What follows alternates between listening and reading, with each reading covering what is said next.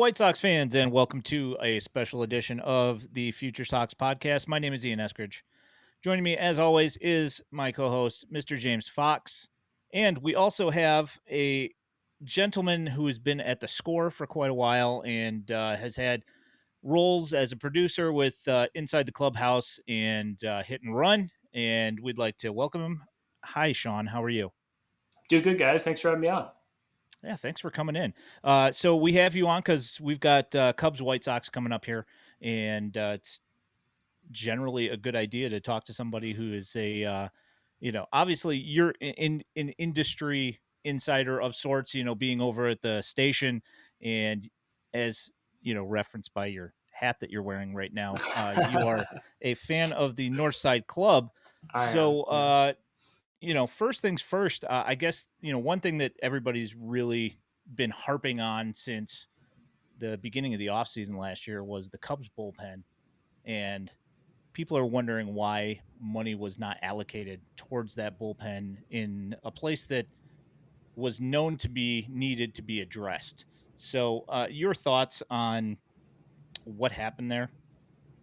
Yeah, I mean, reports came out they went after Tanner Scott, right? I mean, it sounds like they attempted to go after some big names and thought about going after some guys, but when it was all said and done, the Dodgers beat them out. People just paid top dollar for relievers, and the Cubs have kind of always been against that. They keep seeming to think that they can find their next Ryan Tepera, their next Andrew Chafin, their Dave Roberts that gets turned into whoever. They keep seeing teams being able to do it. And for years, teams were able to do that. And every year, there are teams that put those bullpens together that just kind of appear. But we're seeing it more and more. Like, you need stuff. You need elite stuff, and you got to be able to command it. The Cubs have been able to kind of pinpoint dudes here and there that have stuff, but no one with command. And that's kind of every bullpen in baseball. There's always some guys that have some heat, but the Cubs were maybe 2 years ago feeling like they were on the verge of just being able to produce pitching consistently. And now you're kind of coming into what is, should be a huge time for them. They just haven't been able to find those pitchers that have consistently been good. Now you're seeing guys too as well. Like Justin Steele's hurt. Shota Imanaga hurt now. You're seeing a lot of guys that they thought I think were going to maybe be relievers or kind of maybe tweeners or maybe guys that are openers, 2-3 innings, maybe back to backs. Now like guys like Colin Ray, for instance, he's in your rotation. He's been really really good. I guarantee you the Cubs thought that was maybe a swing guy. That was maybe a guy that could come eat some innings, a guy that maybe bridges you to your bullpen on a day that you're short a starter or whatever it may be. They just haven't spent the money there. And it just seems like year over year, Jed Hoyer seems to think that they can find value there. And I think it's because they believe in maybe some of their prospects and their system. But outside of Kate Horton, there's no one really there big name. So they're really just kind of hoping someone appears and kind of shows that they can be a back end guy. And that just doesn't happen very often.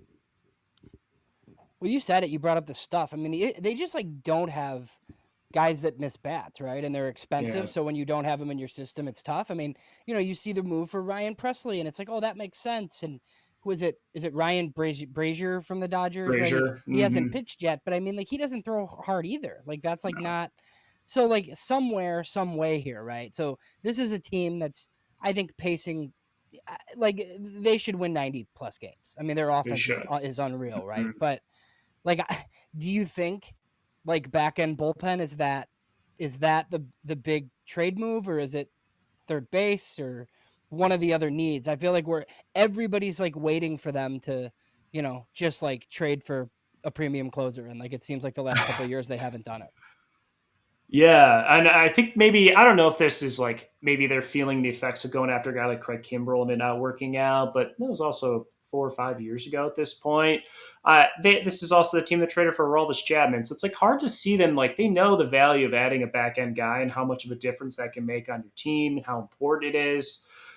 It just doesn't seem like they want to allocate the money there, and it's so frustrating now, especially when like you see them like like we don't have to get into all that, but the Cody Bellinger trade, getting Cody Petit back, DFAing him, you saved $18 million is what you did, and then you didn't allocate that money, so it's there. So you have to be able to think that the Cubs should be adding, and I think if you would have asked me a month ago, or even maybe just right after the Justin Steele injury, I'd probably say like they might still go get third baseman. But now it's definitely pitching. You have to have pitching. I think you have to look at getting a starter.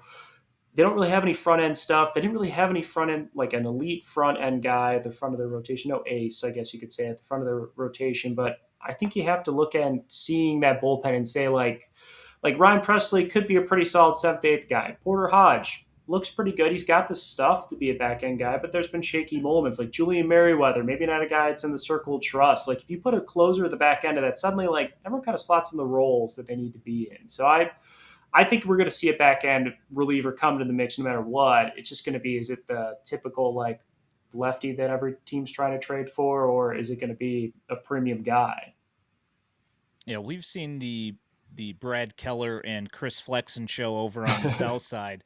So I mean, we knew kind of what to expect there. I'm actually surprised Now that Flexen hasn't been it's better. working for a contender. Like, Yeah, you know, that's so weird, right? It's so goofy to see like Brad Keller coming in like a guy that's been an opening day starter multiple times is the opener to Cade Horton's debut. It's just like what a world, right? So one thing that I have, talking to Cubs friends of mine, one thing they've asked me about is Ben Brown and the fact that he's got a plus plus pitch, and then he's got a probably somewhere around a plus pitch. What do you think the odds are of him developing a changeup to being usable so he has three pitches? God, I want him to talk to Shane Smith so bad. I want to learn that kick change. That would be amazing. And it sounds like he's trying to throw that changeup more and more. The catchers have been like I've been listening to more like Carson Kelly and Miguel Amaya have both been like hyping up Ben Brown and hyping up this changeup. And Carson Kelly, like he implied they were throwing it a bunch in one start. Like I went back and tracked. It was maybe three times, but It's they're not trying. much. It's like Yeah, 3%. and like you know what, it maybe that's all you need. Like Cade Horton threw his first changeup to Juan Soto for like I think his first strikeout against him. Like it's effective when it works, but you see a guy like Jordan Wicks too, who's got like an elite changeup but can't do anything but that. Wicks is or Brown's got such great talent. If he can develop that pitch, it's awesome. If he doesn't, though, he might end up solving a big need in the Cubs bullpen, right? And Matt Spiegel keeps talking about a nonstop and hit and run. He was trying to Yeah. suggest it last year. He Yeah, wants him I as a remember. closer. Yeah. I was like, dude, you just can't. Like, this kid could be a starter. I understand he could be a fireballer in the back end there, but with his neck and everything with that, it's scary. It seems like that's past him. He doesn't seem like there's any issues there. I love the mentality he has. He's like fired up, but in like the most chill way possible. It's awesome to listen to, but I don't know. I'm not super confident he's going to develop that third pitch, and I think that's why the Phillies traded him, right? Like that's yeah. why they're like this guy might end up being middle relief, and you know that's awesome, but like he needs to be more of what we're expecting. So Yeah, so Yes. you kind of touched on Cade Horton. I mean, even mm, Ian, you've seen him a bunch in the minors. Best case scenario, like how many innings can this guy throw this year? Like, because like, look, yeah, when like we're as a White Sox fan, right?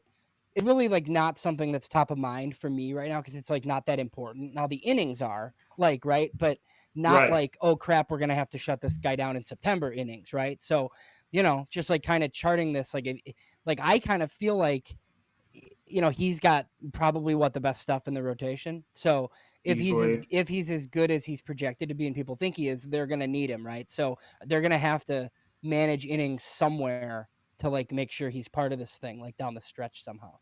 Right. And that's why you get a guy like Craig Counsell, right? Like he should be able to handle that. And that's part of the expectation when you plan on bringing a guy like Cade Horton up. You know he's going to have an innings limit.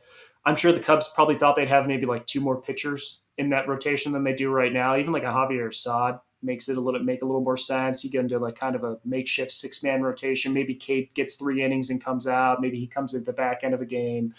I like that they're getting him a start. I thought it was silly the way they approached it that first game. Okay, sure. We only want him to face these guys maybe once or twice. Sure.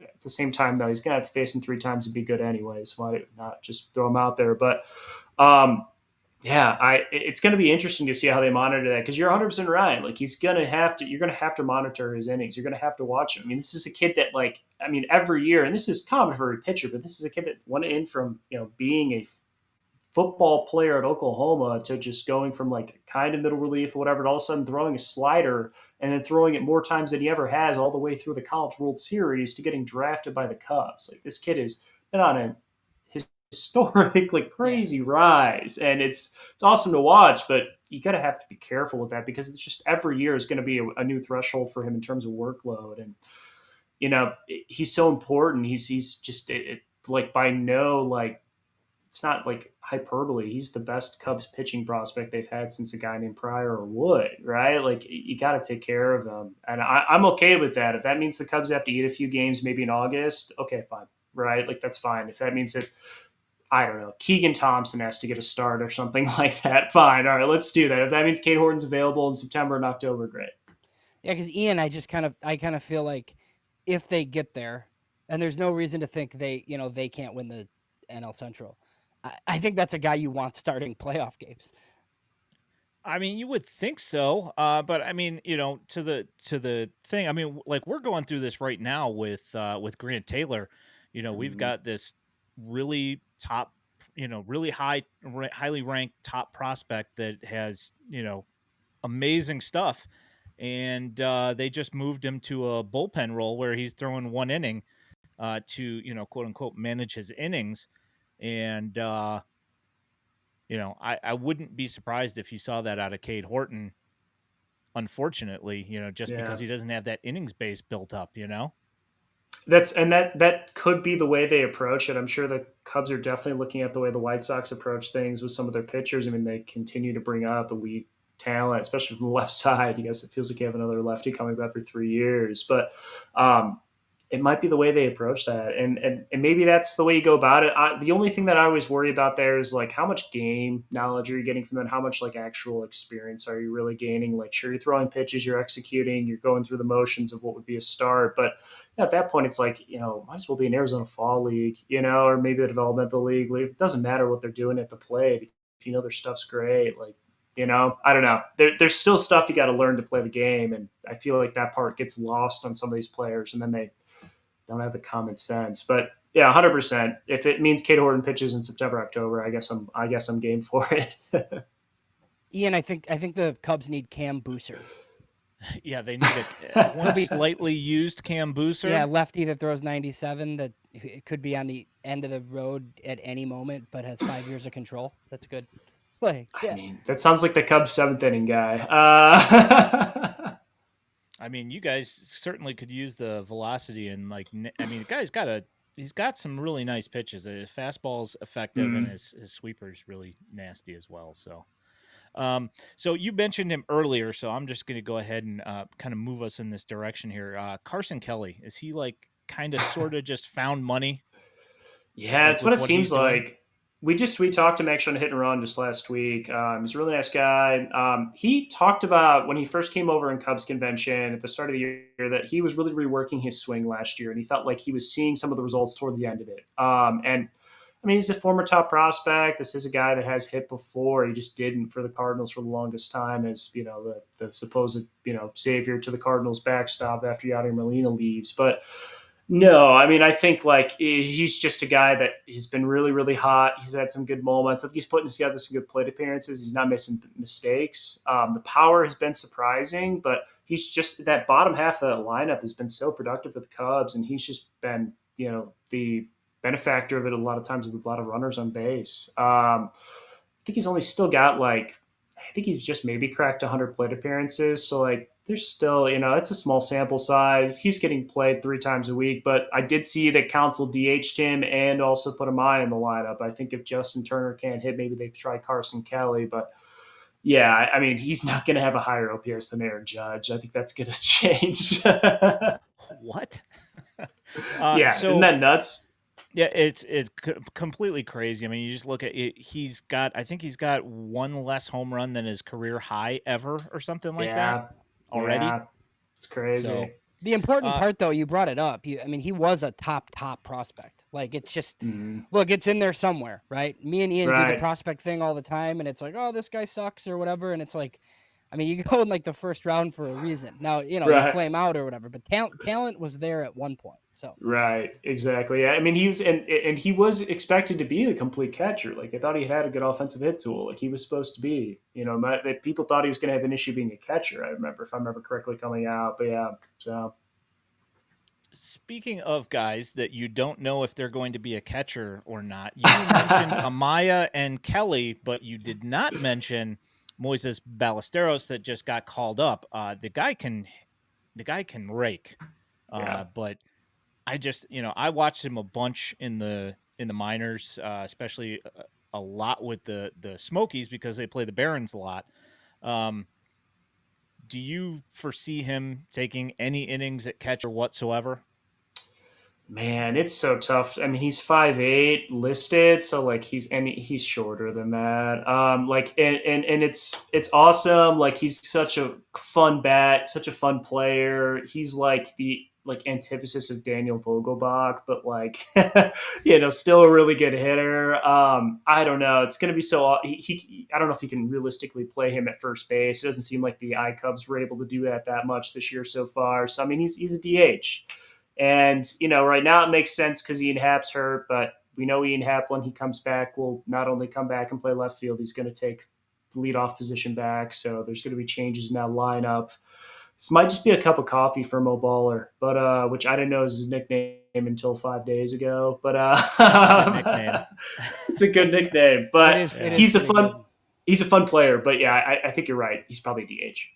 Yeah, Hap's coming back next week. Is that Yeah. is that what I you're think hearing? so. Yeah. Yeah. So I think I heard Mike Mulligan say that, like, there's never been a 5'7", or it might have been Bruce Levine, like, say that there's never been like a 5'8" first baseman, and I'm like, there's a 5'7" first baseman on the south side right Across the now. street. So Across the just street. go Yeah. right across town, The listed team you at cover, Bruce. Come five- on, man. 5'10" my ass. So with Not that guy, close. but yes. So what do you think? Like, so I've heard like Cubs fans kind of talk about Ballesteros, right? Like, Yes. just as like one of these like untouchables, right? And look, I get it. Like, trading guys that can hit that much, like, isn't great, right? But like, Suzuki's on the Cubs, and you got this whole Yeah. team full of guys, and you're theoretically in a window. I just like don't really see a spot for him to play. So like, if that's your headliner for something really good, or even like a closer number 4 starter combo, right? Right. And it costs you that guy. I feel like I'd be willing to do that, but I'm also like not a Cub fan, so like I'm kind of looking at it from the outside, like, oh yeah, of course I do that. So Yeah, that's kind of how I feel about him. Like him and Owen Casey both being in this system, it kind of feels like if they both make it to the big leagues, like they're both going to probably play the same role. Casey can at least play the field. He could be a first baseman. He's a corner outfielder. Ballesteros is a really talented player, though. And he's probably the better overall hitter. He's easily the best Iowa or hitter in Iowa last year. He's going to be this year too.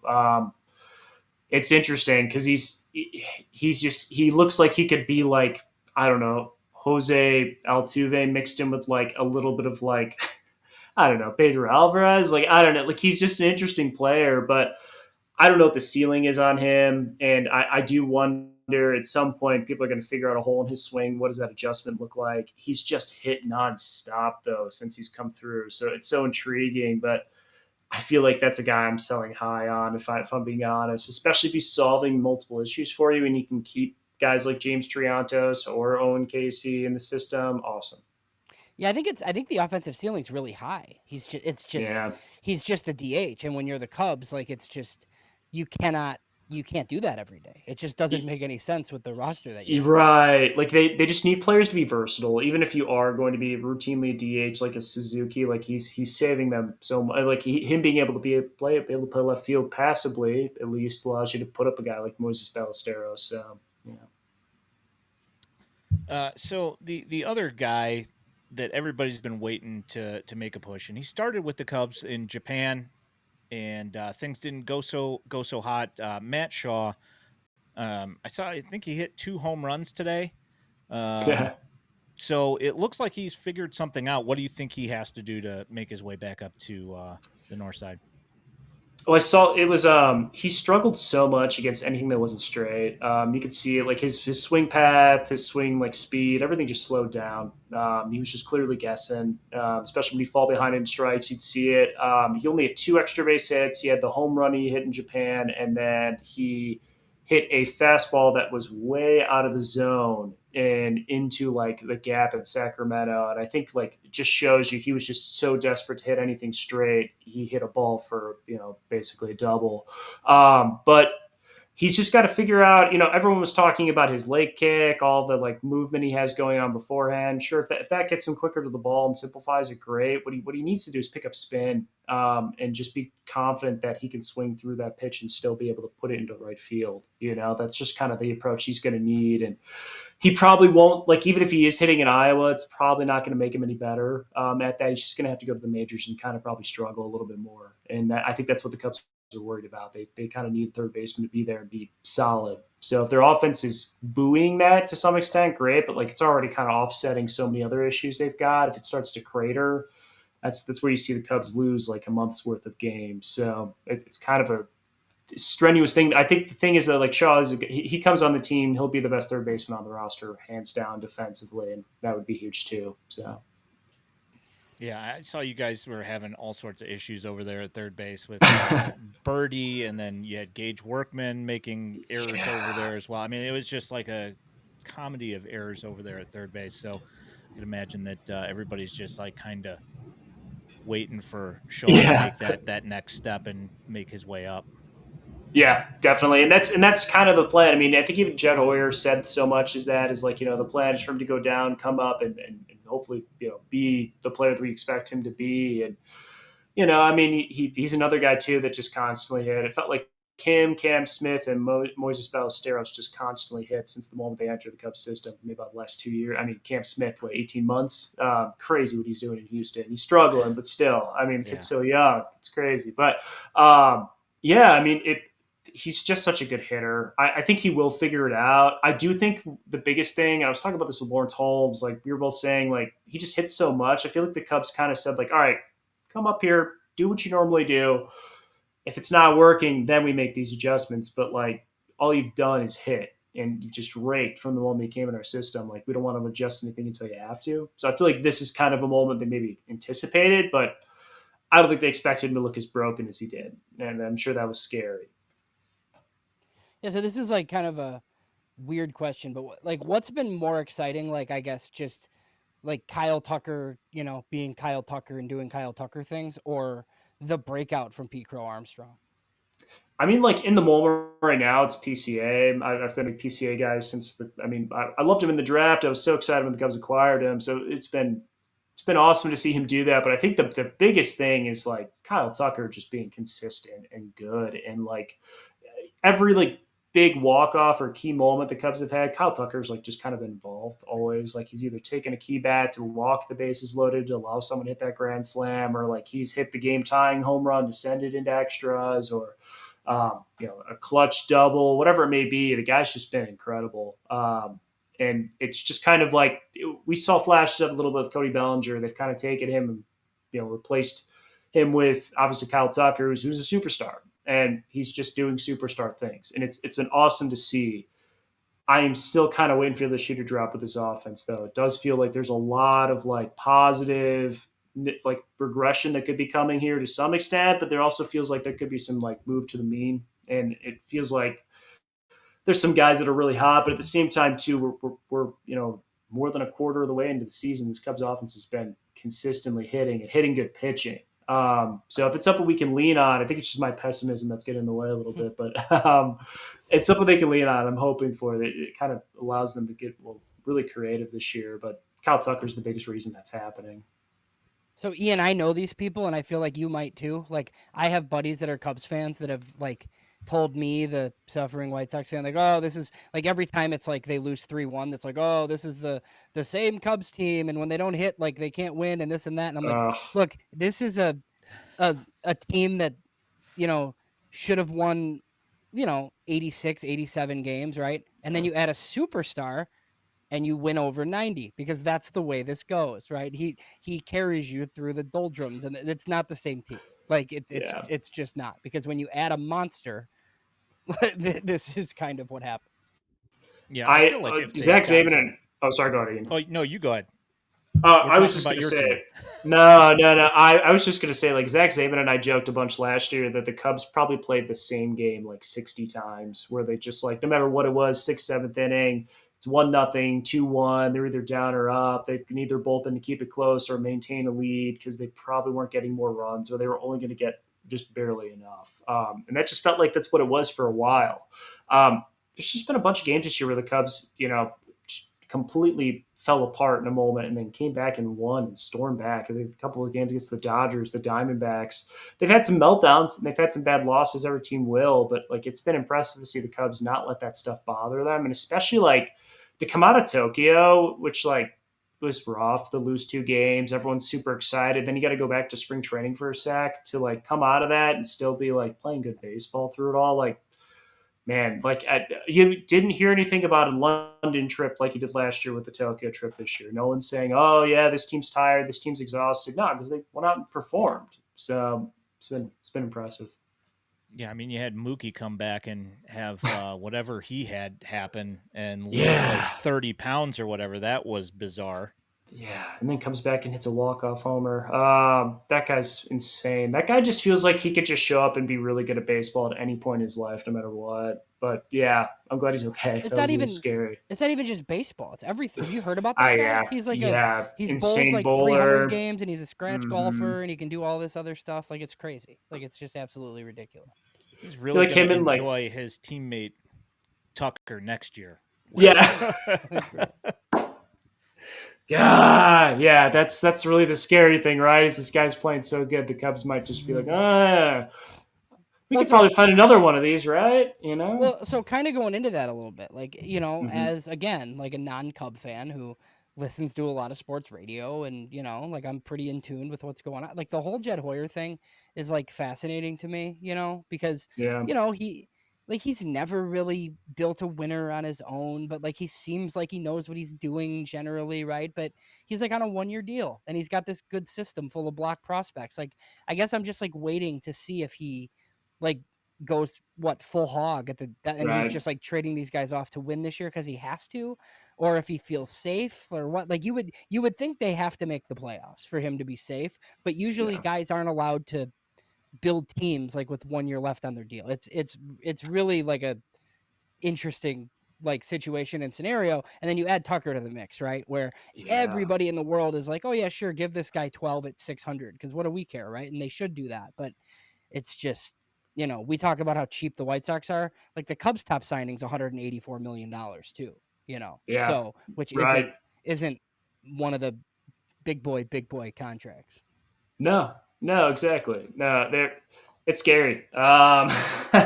It's very scary for me as a Cubs fan because it's just something Jed Hoyer just simply never did. And so when he does do this and goes out and makes a bold move, it's a good thing because they needed to make a change like that. But it kind of signaled to me and the way he was talking kind of as they were showing up for spring training, like he knows he's not guaranteed a job. And I don't think he wants to be Jim Hendry and who drafts Javi Baez on the way out the door kind of situation, right? Like he doesn't want to be giving the next Cubs GM whoever on top of the prospects he's acquired after he traded away guys that he had to go draft with the other group. So it feels like this is kind of the time to cash your chips in, right? Like that's why Moises Ballesteros, like you should be trading him if he's not found an everyday role in your team. Like Owen Casey, like if you're not moving him now, if he's not going to be a part of your team this year, okay, fine. Like, is he going to be a part of your team? If not, move him either for more prospects if you don't have a need initially on the roster, which you should, but find a way to keep moving through some of these players. Like you can't just keep holding on to these guys, and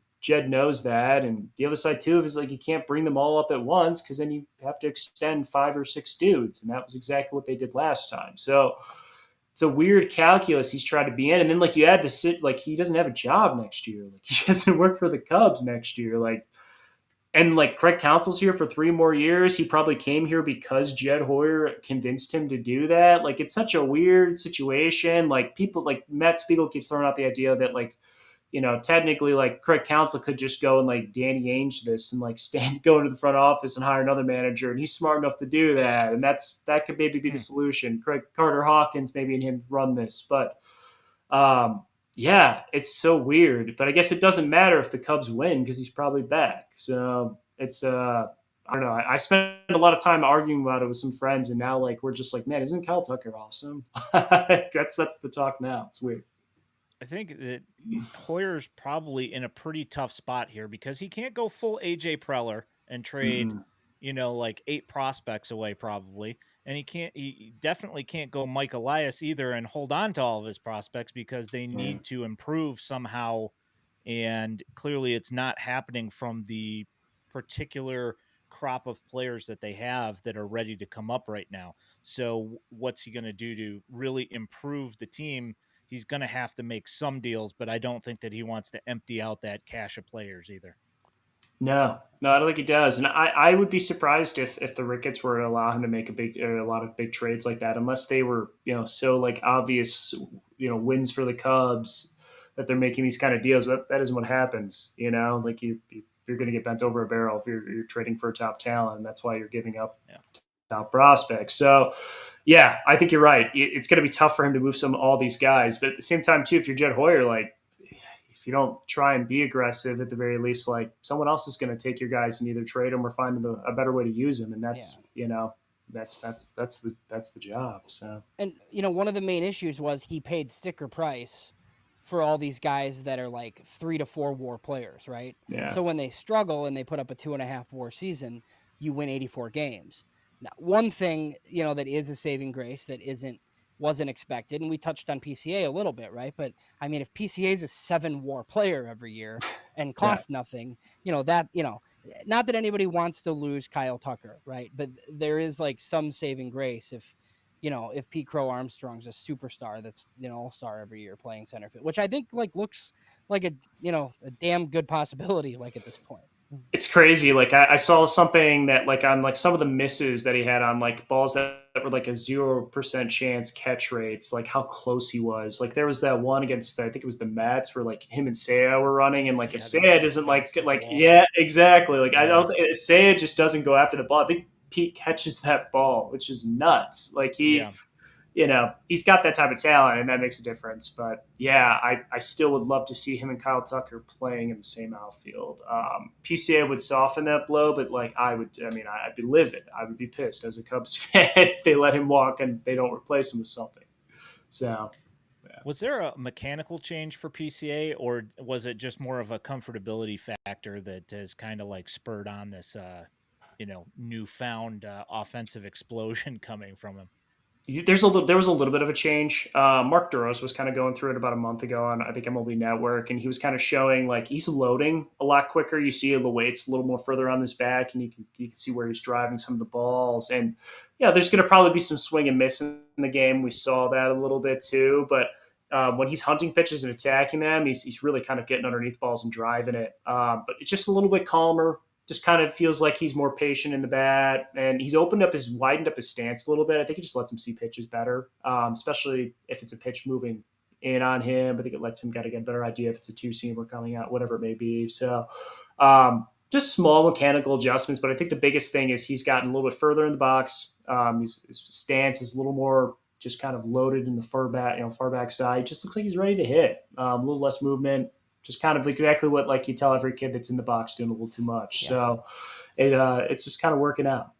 I mean, his defense is so important because that's like what gets you the extended opportunity, right? Like how many times have we seen it where it's like, oh man, I really kind of like this guy, but 350 at bats in, like, a team's like getting ready to give up, right? Because there's like not this much value. But with him, it's like he can't, if he doesn't hit at all, like he could put up like a 2.5 WAR season still. So, I think the issue with guys like him, and I think he went through this, is like these tweener type guys can get in trouble because it's like a lot of people want him to be this like leadoff guy that's like slapping balls around and doing that, but he has power too, right? So then, you kind of get stuck in between, and then you're not doing anything. Then you're not getting on base and you're not hitting for power. So I think he has like found that a little bit. I would always lean towards like walking and sacrifice and giving some, striking out a little bit more. I want the power. I think he doesn't need to be a leadoff hitter for me. If he's playing Gold Glove defense and hitting homers, like I'm good with that. And the Cubs have enough players on this roster that see enough pitches where you could stick a bunch of on base guys in front of them. Like Ian Happ isn't the only one that sees pitches. Like the biggest reason Patrick Wisdom stayed on this team for as long as he did is like obviously he hit home runs, but like he was right up there with Happ in like pitches per plate appearances. Like it was crazy how many like I mean, I think he probably led the league in 3-2 strikeouts last year, but with like plus pitches in there. Like he was just just a pest as a guy that could hit home runs. Like the Cubs find a ton of guys like that. You don't need PCA to be at the top of your lineup and doing that. If he could be in the 2 or 3 or 4 hole, awesome. Like that's great. Now you can go steal bases or hit home runs. Like that's fine. Otherwise, if he's producing the bottom of your lineup, that's fine too. There's a ton of value in that. You're seeing that right now. What has the Craig Counsell experience been like? Because I feel like, they give him $40 million, and I do feel like a lot of people were kind of like expecting him to be like a miracle worker because like he's more important than the other managers are because he makes more than them. I've always liked Counsell because I like guys who are the same every day, like regardless of whether they like that dude's the same Yeah. dude every day. He's and I just like appreciate that, like as somebody that played high school sports and coach high, like it's just I just Yeah. the guy that like when you walk, when you've had a boss who like you don't know what you're gonna get every day. Like it's Right. just Yeah. everybody's like kind of tense.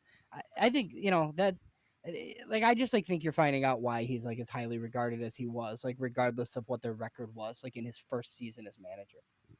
Definitely. Yeah, you just like the humanizing moments that he's had, like and just some of the stuff that he comes out and say, like, he was talking about like the Tokyo trip is like this is an experience. Like we as a team are gonna go through this together. We're gonna go it's the start of our season and just kind of like the way he approaches things. I think it works for a lot of different players. And on top of that too, like he's just so smart. But he doesn't kind of like push it into your face. And I think a lot of players really respect that because they could tell like he's not necessarily reserved, but there's always kind of a little bit more that he wants to say, but he's thoughtful about what he's saying. And he's just he's the smartest manager in baseball. I thought that when he was with the Brewers, he's always been just ahead of everyone else. It feels like, and so year two has been a little bit different. It feels like he's a lot more comfortable with these players. He talked a lot about it last year, just saying, like it's tough to come in here and just kind of know who you're calling up and why you're calling them up. It's you want to know guys more than just their numbers. And him being so analytical, he's just I think Carter Hawkins and Jed Hoyer joke all the time with him that like Craig Counsell was constantly like in the R&D department, like messing with them. Like they were telling him like, do we need to get you like a pair of khakis? Cause he's in the R&D department all the time. Just a crazy smart guy. And I love that. To be a guy that like could, be one of the smartest guys in baseball, but also is like Bob Brenly's favorite player ever. That's just that doesn't make sense, but that's the Cubs manager. And that's really cool. Ian Venable kind of reminds me of him a little bit. It's early, like I like like it Will could still, Venable. we have no idea, right? But Yeah. I kind of like the temperament so far, and he's Oh, another the temperament, yeah, he's a 100%. For Cornell sure. guy, right? So I mean, like Yeah. he's super smart too. Very smart guy. Like, and obviously, like you work under Bruce Bochy, you just learn so much. And when he's like such a, I mean, it sounds like Will Venable's just a sponge, just kind of absorbs everything, anything around him always. Yeah, that's I loved his presser. I was really excited for the White Sox. I hope it works out because he's a fun guy to cheer for.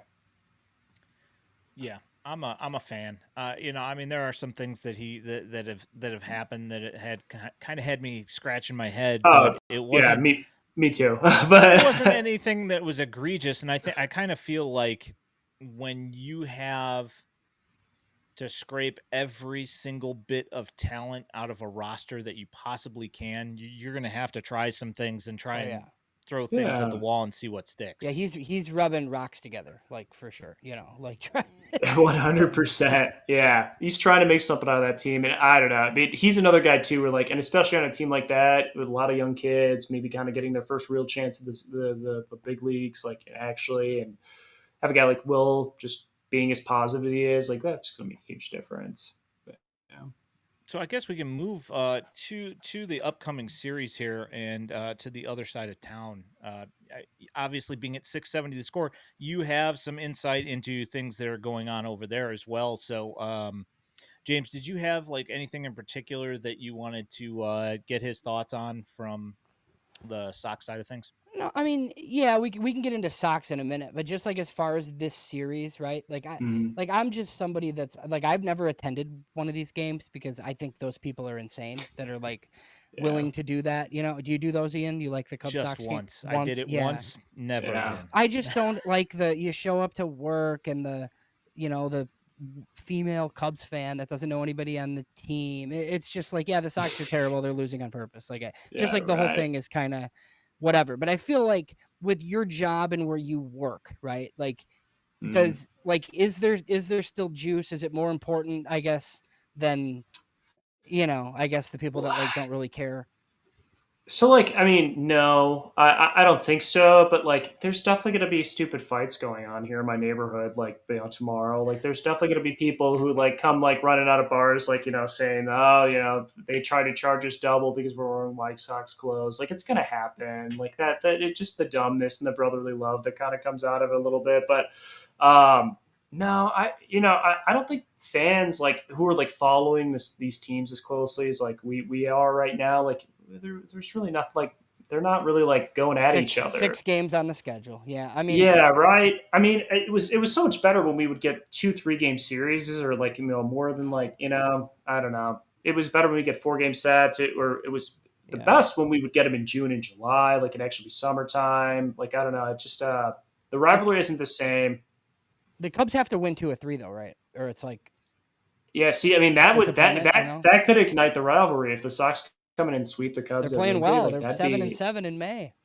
yeah, man. I mean that would flip the Cubs season on their head there for a second for some fans. It Yeah. wouldn't realistically, but yeah, that would be that I would not. That would be such like if I have to produce a show on Sunday about the Cubs trying to not get swept by the Sox. Oh, that would be such a Yeah. miserable show. Ian, so But Friday is Ron on the South Side would be stoked. oh I'll yeah, tell Ron you on the South Side's always funny. that. So Friday is Shane Smith against Kate Horton tomorrow.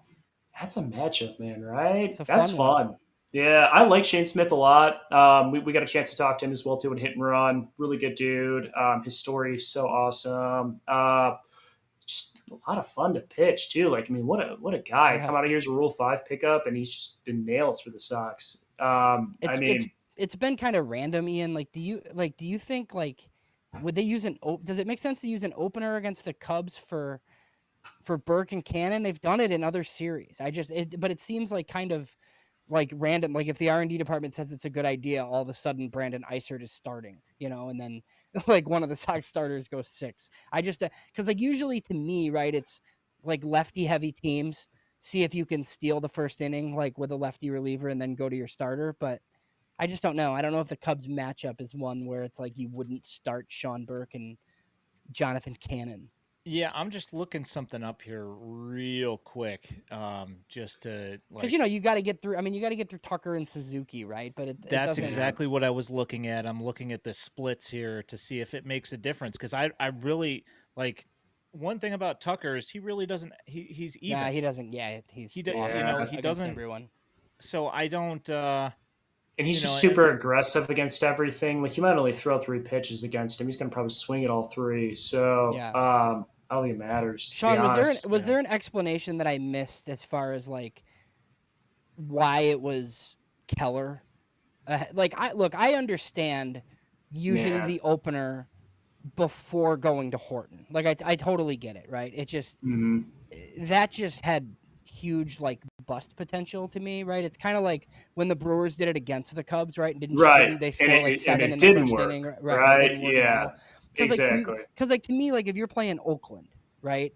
And you let Tyler Gilbert get you out of the first inning to knock down 3 lefties. Like that makes sense to me, right? Yeah. But just like starting like a former starter middle relief righty like instead of Cade Horton, I don't really understand the strategical implication there, but it worked out for him. My best guess on it was that Council thought that Keller could go an inning that game and maybe still be available tomorrow or later on in that series. That's probably because he did pitch that next game. That's the way I think Council was looking at it. I think he was trying to think like who's got good stuff to come to a game to start, who's got experience doing it. Keller's I think the only one in that bullpen that probably did. And he was a guy that had gone multiple innings or multiple outings in a row. I think that's the way Collins looked at it. It was just like, that dude can pitch today and also pitch tomorrow for Smart. Let's do that. And then he just threw him in there, and that was probably the end of the conversation.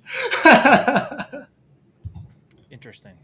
Yeah, Yeah. I don't see really much of a motivation there to use the opener against the Cubs, because it's like, it's one thing when it's like Ellie De La Cruz and you've got like a heavy split advantage from one side or the other. That makes sense. Mm-hmm. With the Cubs, I don't know that it really makes sense Yeah, to it might do it in not. this one, but I mean, there could be some sort of matchup things here that I don't know about that they do. So Cannon's changeup worries me against the Cubs. It feels like those kind of off-speed pitches just kind of really mess with their bats, at least in years past. I can't say it hasn't been this year, but like, say Suzuki just always looks like he's swinging through cement against a good changeup. A lot of these young bats, so that could be a good matchup too.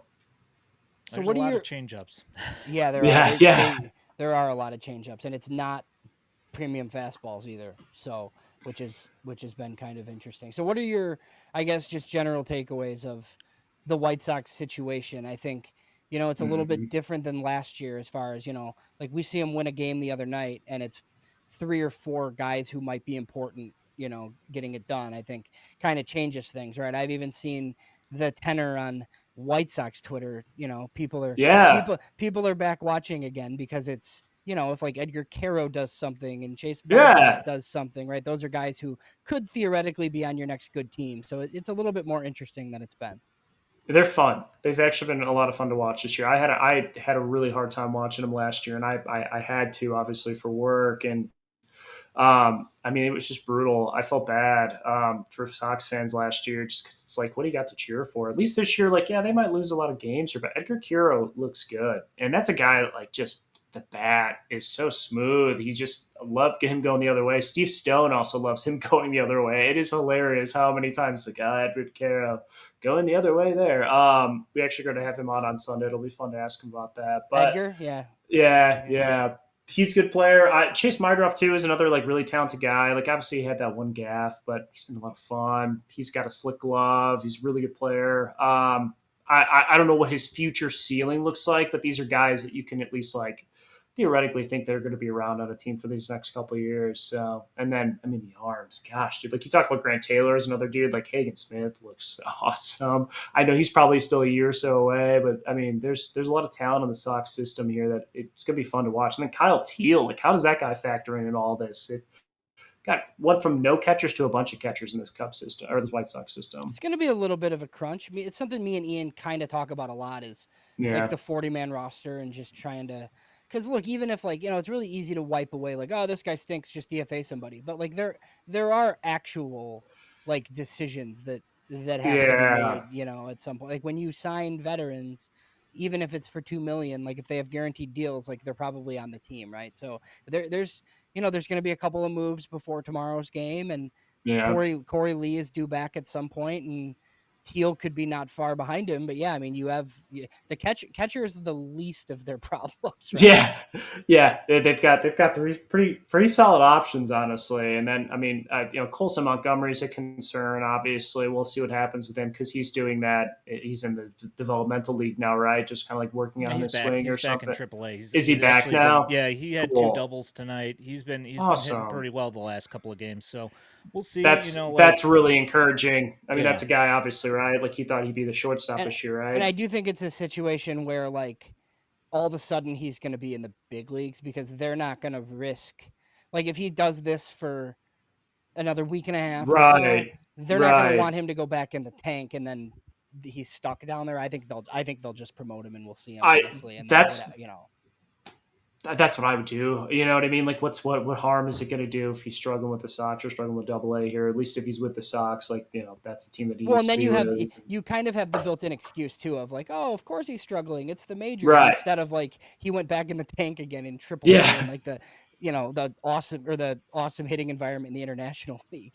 yeah, yeah. Jeez, yeah, yeah, he's been barreling the ball up really well for the last couple of days. So I mean, like the first game or two that he came back, I was like, I don't really see anything different, and it didn't look like a whole lot of change. But then probably the second game or third game, he Really? started hitting line drives, and it looks he looks like he's kind of back to normal, maybe even possibly even better than he was before. And it seems like his plate coverage is a little better, and his swing's a little bit more on plane, so he's making some nice contact. So That guy, I mean, we'll if see. that guy comes up and just like looks like he could be a guy, it doesn't even have to be good. It looks like he'd be a guy that probably changes the whole outlook on the Sox season this year, regardless, right? Yeah, But I mean, he's been yeah. dropped out of like every list everywhere. Oh, yeah. So Which is ridiculous. Like, he's still a good player. I mean, I get he struggled, but he was hurt. Like, come on. I don't know. Let the kid figure it out here. I This just think team, I think the issue is, and me and Ian have talked about this too. I think he got too high on lists. Like he got sure. higher than he should have been. So Mm. then he's getting dinged too much for struggling. But I mean, Well, he's been pretty bad statistically. So like I yeah, get it. Like I get it's been rough. I know, but I mean, yeah, I mean, you're right. I think he was rated higher than PCA last year, coming out of like some rankings. I want to say like Baseball America put him up slightly higher than him. I think it was like 13, 15.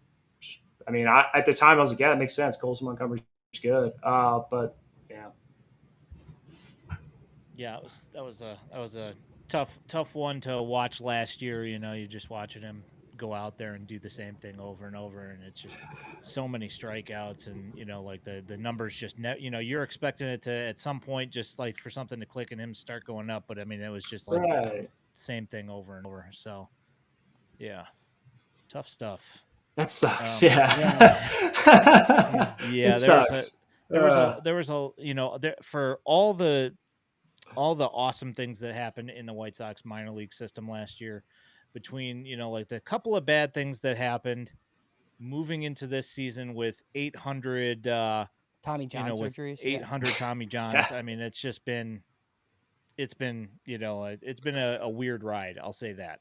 yeah. So So what kind of, so obviously like the 670 is the flagship of the Cubs. You'll have all the games. It'll be a bunch of talk this weekend. What responsibilities do you have? And then what shows can people hear you on right now?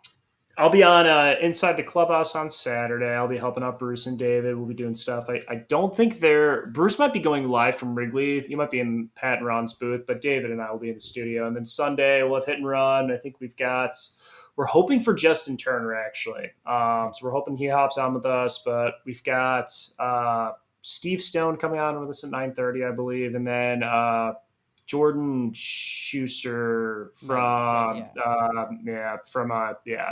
MLB.com. yeah, exactly, Yeah. yeah, and then what is it, Cespedes Barbecue, whatever they do for Yahoo Sports and Yeah. whatnot. So Yeah. he's gonna come on and join us. That'll be fun. But yeah, be all over Cub Sox all weekend. So very cool. James, do you have anything else you want to delve into here?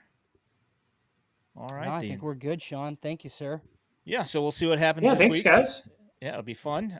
Thanks so much for coming on. We appreciate your time and the knowledge and everything. And hopefully something interesting happens this week. I don't know. Kind of have to imagine that the White Sox are going to have a little bit of a tough time, but you never know. You never know. I mean, the Cubs struggled a little bit against the Marlins, so you just don't know, right? I mean, it could True. happen. So, but yeah, I mean, True. I'm hoping for a fun series. I hope no one gets punched in the face on the field, off the field. Let's just be fun and enjoy our baseball teams. But yeah, it'll be fun to see the city come together and goof around a little bit here this weekend. Hopefully, we get some good games. Yeah, I mean, I know that I don't know what you know, but there's incident at Murphy's tonight. I don't know what happened. There's like possibility of firearms being smuggled around in flatbread Yeah, meat. Yeah, awful I just stuff. saw something about that. I was somebody right before I jumped on with you guys. What in the world? No Yeah, idea. yeah. This Awful place is stuff. interesting. All Yeah. right. Well, thanks so much for coming on, and we'll continue to listen and hear your shows on the score. We appreciate your time, and we will catch up with you. I don't know, maybe the next series if something crazy is going on. Yeah. Who knows? Thanks so much for coming on. Appreciate it. Thanks, guys. Appreciate it. All right. Take care.